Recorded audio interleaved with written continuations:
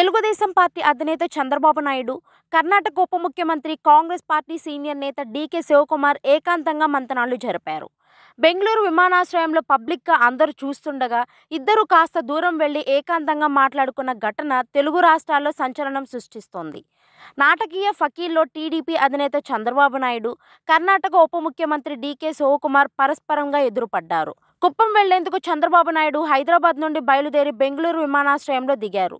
అదే సమయంలో కాంగ్రెస్ ఆవిర్భావ సభలో పాల్గొనేందుకు నాగ్పూర్ వెళ్లేందుకు డీకే శివకుమార్ విమానాశ్రయానికి వచ్చారు. పరస్పరం ఎదురు కావడంతో Chandrababu Naidu, DK Shivakumar shake hand ఇచ్చుకున్నారు. సిబ్బందిని, సెక్యూరిటీని దూరం వెళ్లమని చెప్పి ఇద్దరు పక్కకు వెళ్లి కాసేపు ఏకాంతంగా మాట్లాడుకున్నారు. ఒకవైపు ఏపీలో మరో 2 నెలల్లో ఎన్నికలు ముంచుకొస్తున్న క్రమంలో చంద్రబాబు నాయుడు వరుసగా సభలు నిర్వహించేందుకు ప్రయత్నిస్తున్నారు. ఎలాగైనా వీలైనంత ఎక్కువ కేసులు పెట్టి చంద్రబాబుని జైల్లో బంధించేందుకు వైసీపీ ప్రభుత్వం కుట్రలు చేస్తున్నట్లు ఆరోపణలున్న నేపథ్యంలో వీలైనంతగా జనాల్లోకి వెళ్లేందుకు చంద్రబాబు నాయుడు ప్రయత్నిస్తున్నట్లు కనిపిస్తోంది. రాష్ట్ర వ్యాప్తంగా పలు ప్రాంతాల్లో సభలు నిర్వహించేందుకు రెడీ అయ్యారు.